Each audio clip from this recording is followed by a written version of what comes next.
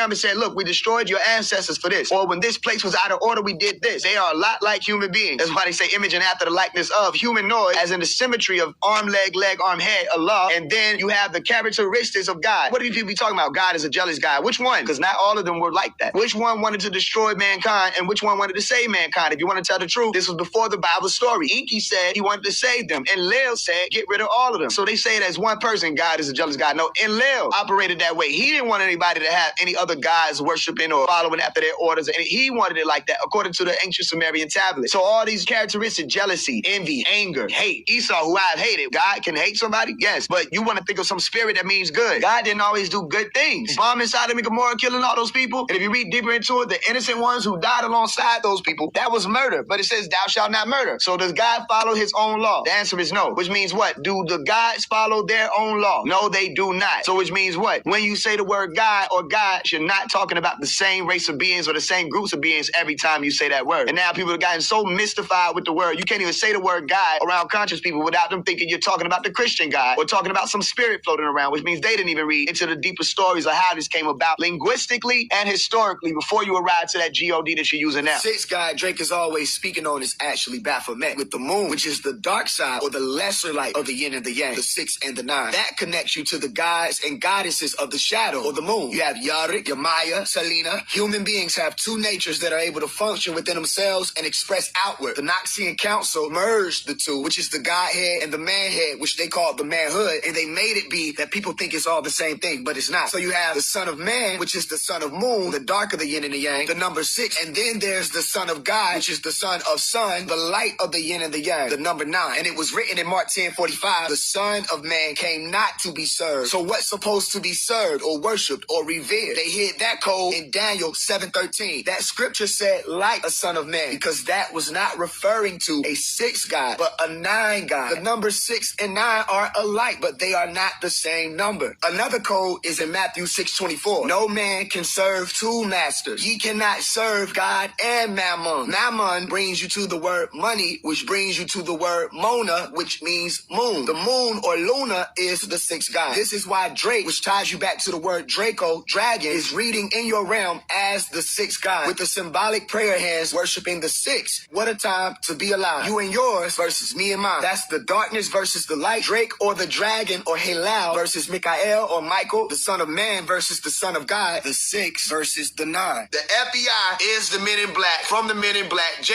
Edgar Hoover was one of the direct orchestrators of the Men in Black project. That's why they show you what the Men in Black really deals with in the movie Men in Black. Anytime there was extraterrestrial activity, J. Edgar Hoover was the first to know. They sent documentation, files, and everything to him. They were looking for the rising of what they call a Messiah. Why were they looking for the rising of a Messiah that could electrify and unify the black nationalists? Because that was the prophecy. Why did they use them words in the counterintelligence program? Because the prophecy said that the Messiah would not be from Earth. They already knew that melanin dominant extraterrestrials existed. They were trying to see if they could target and find whoever it would be that could have been the insemination of those people. So when they were saying that they were looking for the Messiah, somebody who was going to be able to rise up, electrify, and unify the black nationalist movement of bringing people out of death into life, or a lost or a dead people into the light, the activation thereof, which would have been a part of the sifting process that they speak about. They said, we got to shut this down, because if that prophecy comes true, our rule will also be coming to a close. They know that. That's why they got scared. They've been scared. They tried to shut it all down. So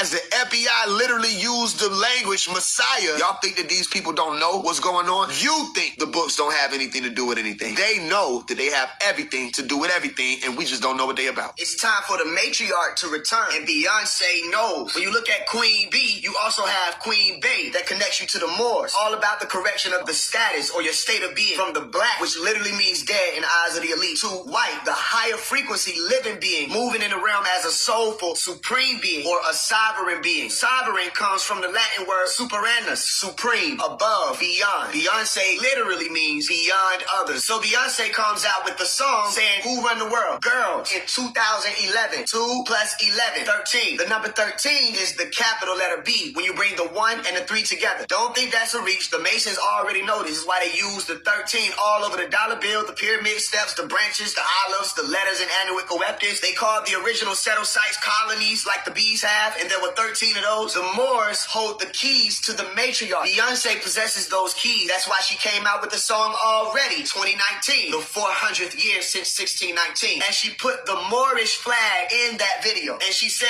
in the lyrics, it's time already. The reign of Sam is up. She told the women to get information back in 2016. You are Morocco is a hidden message also. You are Morocco. Morocco is not just some place. The read on Queen Bee is that it's time for the matriarch to wake up. And we won't be able to move forward as a people to rebirth this nation without you, sisters, being in your rightful position.